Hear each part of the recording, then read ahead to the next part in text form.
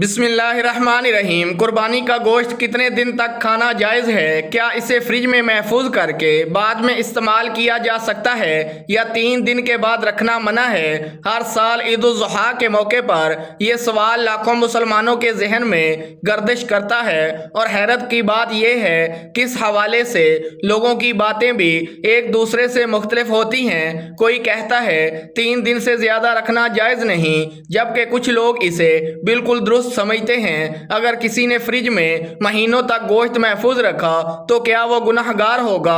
आखिर वो कौन सी हदीस है जिसे सुनकर बहुत से लोग खौफजदा हो जाते हैं? और क्यों बाज लोग कहते हैं कि 3 दिन के बाद कुर्बानी का गोश्त रखना मना है, जबकि कुछ लोग पूरा साल फ्रीजर में महफूज रखते हैं? क्या ये इख्तलाफ सिर्फ गलत फहमी है या इसके पीछे कोई बड़ी हिकमत छुपी हुई है? आखिर हकीकत क्या है? रसूल अकरम सल्लल्लाहु अलैहि वसल्लम ने इस बारे में क्या फरमाया और इस्लाम हमें कुर्बानी के गोश्त के इस्तेमाल और तकसीम के मुतालिक क्या तालीम देता है? आज की इस वीडियो में हम कुरान और हदीस की रोशनी में नहायत आसान और आम फहम अंदाज में वो हकीकत बयान करेंगे जो शायद आपने पहले कभी ना सुनी हो। इसलिए वीडियो को आखिर तक ज़रूर देखिए, क्योंकि दरमियान में हम वो हदीस भी सुनाएंगे जिसके बाद ये मसला बिल्कुल वाजिया हो जाएगा। मोहतरम नाजरीन, कुर्बानी सिर्फ जानवर ज़िबा करने का नाम नहीं, बल्कि ये हज़रत इब्राहीम अलैहिस्सलाम की अजीम सुन्नत, अल्लाह तबारक व तआला की रज़ा और इसार व मोहब्बत का अमली इजहार है। और जब ईद उल ज़ुहा के दिन घरों में गोश्त आता है तो अक्सर जहनों में एक ही सवाल गर्दिश करता है कि आखिर इस गोश्त को कितने दिन तक रखना और खाना जायज़ है। कुछ लोग फौरन कह देते हैं कि सिर्फ 3 दिन, इसके बाद रखना मना है, और बाज़ लोग डरते डरते गोश्त तकसीम कर देते हैं कि कहीं गुनाह ना हो जाए। लेकिन आइए देखते हैं कि हकीकत क्या है। हदीस मुबारका में आता है कि एक वक्त ऐसा था जब मदीना मुनव्वरा में बहुत से गरीब और मुसाफिर लोग आ गए थे। इस वक्त हजूर पाक ने सहाबा इकराम रिज़वान अल्लाह अलैहिम अजमाइन को फरमाया कि कुर्बानी का गोश्त 3 दिन से ज़्यादा महफूज ना रखो, ताकि ज़्यादा से ज़्यादा लोग इस नेमत से फ़ायदा उठा सकें। अब ज़रा गौर कीजिए, यहाँ असल मकसद क्या था? क्या हमेशा के लिए मुमानत थी? नहीं, बल्कि इस वक्त के हालात के मुताबिक गरीबों की मदद मकसूद थी, क्योंकि अगर हर शख्स अपना गोश्त जमा कर लेता तो ज़रूरतमंद महरूम रह जाते। फिर कुछ अरसे बाद जब हालात बेहतर हो गए तो हजूर पाक सल्लल्लाहु अलैहि वसल्लम ने इरशाद फरमाया कि अब खाओ, सदका करो और ज़खीरा भी करो, यानी गोश्त महफूज रखना जायज़ करार दिया गया। सुबहान अल्लाह, यही इस्लाम की खूबसूरती है कि वो हालात और ज़रूरतों को भी सामने रखता है। अफसोस की बात यह है कि आज भी बहुत से लोग पहली हदीस सुनकर डर जाते हैं, लेकिन दूसरी हदीस तक बात पहुंचती ही नहीं, और यही वजह है कि गलत फहमियाँ पैदा होती हैं। ज़रा सोचिए, अगर गोश्त महफूज रखना हमेशा के लिए नाजायज़ होता तो सहाबा इकराम रिज़वान अल्लाह अलैहिम अजमाइन कभी ऐसा ना करते, लेकिन हदीस से साबित है कि बाद में इजाज़त दे दी गई थी। अब यहाँ एक और सवाल पैदा होता है, अगर गोश्त रखना जायज़ है तो क्या पूरा साल भी रखा जा सकता है? तो याद रखिए, शरीयत ने इसकी कोई ख़ास मुद्दत मुकर्रर नहीं की। असल चीज़ ये है कि गोश्त ख़राब ना हो, सेहत के लिए नुकसानदा ना बने और इंसान इस नेमत की कदर करे। आज के दौर में फ्रिज और फ्रीज़र मौजूद हैं, लोग महीनों तक गोश्त महफूज रखते हैं, इसमें शरन कोई हरज नहीं। लेकिन साथ साथ ये भी याद रखना चाहिए कि कुर्बानी का असल मकसद सिर्फ अपने फ्रीज़र भरना नहीं, बल्कि गरीबों, रिश्तेदारों और ज़रूरतमंदों को खुश करना भी है। कितने ही लोग ऐसे होते हैं जिनके घर साल भर गोश्त नहीं पकता, और ईद उल ज़ुहा इनके लिए खुशी और आस का दिन बनकर आती है। इसलिए कुर्बानी के गोश्त में दूसरों का हिस्सा ज़रूर निकालिए। बाज़ लोग इतना गोश्त जमा कर लेते हैं कि कहीं पड़ा पड़ा ख़राब हो जाता है, फिर इसे फेंक दिया जाता है, और ये नेमत की नाशुक्री है। हजूर पाक सल्लल्लाहु अलैहि वसल्लम ने हमें हमेशा नेमतों की कदर करना सिखाया है। इसलिए अगर कुर्बानी का गोश्त रखा जाए तो इसे भी इत्दाल और बेहतरीन तरीके से महफूज करना चाहिए, और साथ साथ दूसरों तक पहुँचाना भी ज़रूरी है, ताकि अल्लाह की दी हुई नेमत सिर्फ अपने तक महदूद ना रहे, बल्कि इसका फैज़ दूसरों तक भी पहुँचे। इस्लाम कभी भी सख्ती और तंगी वाला दीन नहीं रहा, बल्कि ये सिरासर आसानी और रहमत का दीन है। इसलिए जहाँ ज़रूरत हुई वहाँ वक़्त के मुताबिक अहकामात में हिकमत रखी गई, और जहाँ हालात बदले वहाँ आसानी और वुसअत بھی دی گئی۔ یہی وجہ ہے کہ علماء کرام یہ وضاحت کرتے ہیں کہ قربانی کا گوشت کھانا، محفوظ کرنا اور تقسیم کرنا سب جائز ہے، اور اس پر کسی مخصوص 3 دن کی مستقل پابندی کا تصور نہیں پایا جاتا۔ لیکن یہاں ایک نہایت اہم سوال ابھی باقی ہے جس پر اکثر لوگ غور نہیں کرتے کہ قربانی کے گوشت کی اصل تقسیم کا صحیح طریقہ کیا ہے۔ کیا انسان پورا گوشت اپنے پاس رکھ سکتا ہے یا پھر غریبوں اور ضرورت مندوں میں اس کی تقسیم لازمی ہے؟ یہی وہ بنیادی نقطہ ہے جس پر بہت سے ذہنوں میں الجھن پائی جاتی ہے، اور اسی سوال کا تفصیلی اور واضح جواب ہم آپ کو اگلے حصے میں دیں گے، اور ہو سکتا ہے کہ وہ بات آپ کی سوچ کو بالکل بدل کر رکھ دے۔ محترم ناظرین، ذرا تصور کیجئے ایک گھر ایسا ہے جہاں عید کے دن فریزر بھر بھر کر گوشت رکھا جا رہا ہے، اور دوسری طرف ایک ایسا گھر بھی ہے جہاں بچے صرف اس انتظار میں بیٹھے ہیں کہ شاید کوئی دروازہ کھٹکھٹائے اور قربانی کے گوشت کا ایک چھوٹا سا حصہ مل جائے۔ اب سوال یہ ہے کہ قربانی کا اصل مقصد کیا ہے؟ صرف اپنے لیے گوشت جمع کرنا یا دوسروں کی خوشیوں میں شامل ہونا؟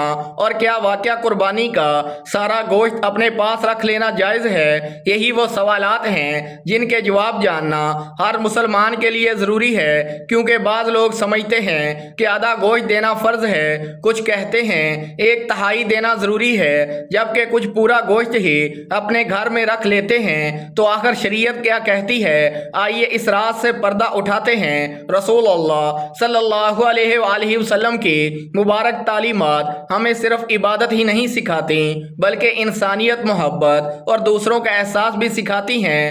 قربانی صرف ایک رسم نہیں بلکہ ایک عظیم عبادت ہے جس کا مقصد اللہ تبارک و تعالیٰ کی رضا کے ساتھ ساتھ انسانوں کے درمیان محبت اور ہمدردی کو عام کرنا بھی ہے۔ رسول اللہ صلی اللہ علیہ وآلہ وسلم نے فرمایا کہ کھاؤ اور کھلاؤ اور جمع کرو اور صدقہ کرو۔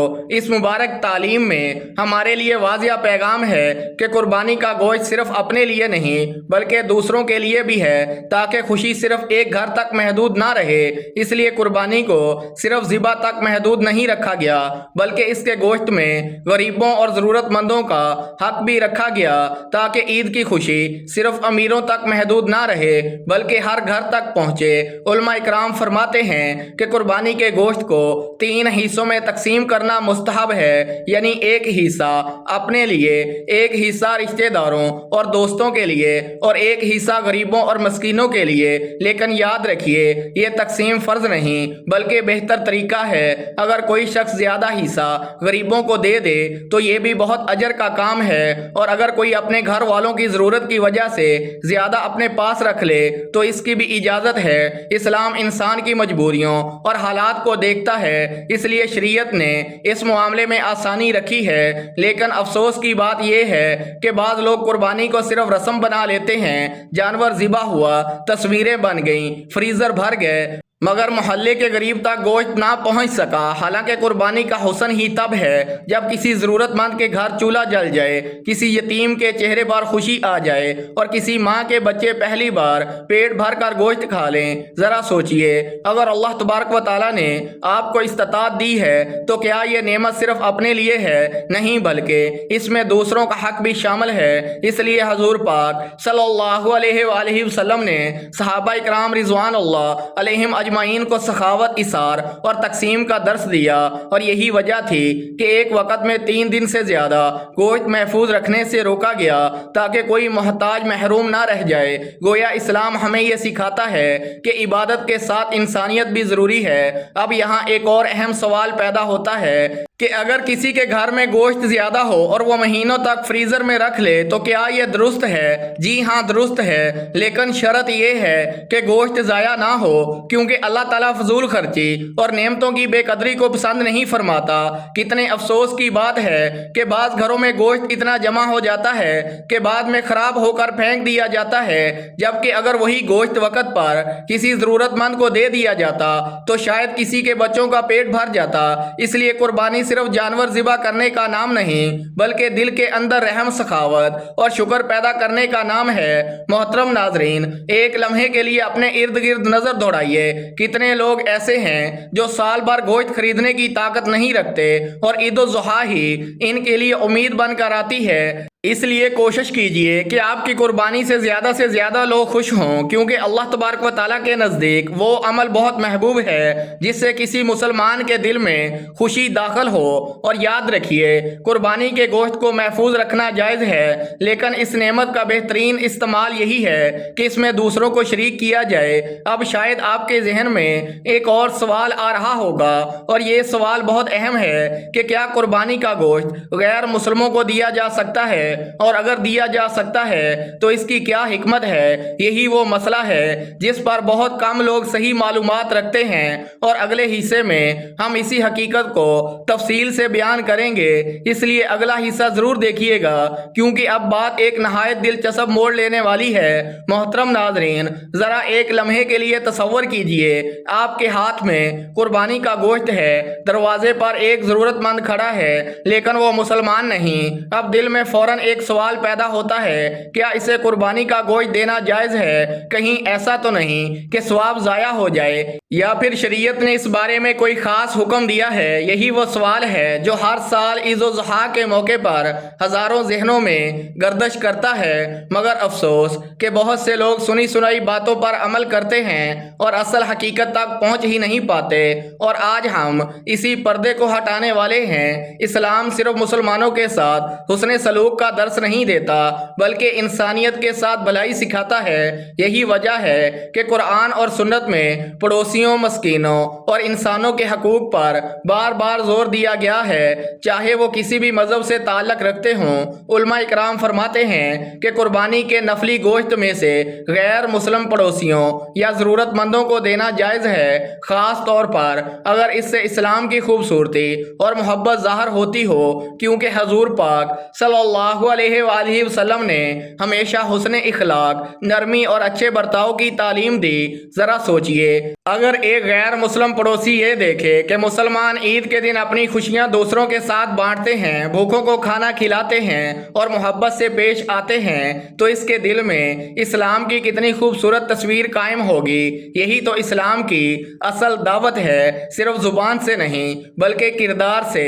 لیکن یہاں ایک بات سمجھنا بہت ضروری ہے کہ قربانی کے گوشت کے بارے میں مختلف فقہی تفصیلات بھی موجود ہیں۔ بعض علماء واجب قربانی اور نظر وغیرہ کے معاملے میں احتیاط کا قول کرتے ہیں، جبکہ عام قربانی کے گوشت کے بارے میں وسعت پائی جاتی ہے۔ اس لیے بہتر یہی ہے کہ انسان اپنے علاقے کے معتبر عالم دین سے بھی رہنمائی لے، لیکن عمومی طور پر حسن سلوک اور پڑوسیوں کے ساتھ بھلائی کی اجازت دی گئی ہے۔ افسوس کی بات یہ ہے کہ بعض لوگ دین کو صرف سختی سمجھ لیتے ہیں، حالانکہ حضور پاک صلی اللہ علیہ وآلہ وسلم کی زندگی رحمت، آسانی اور اخلاق سے بھری ہوئی تھی۔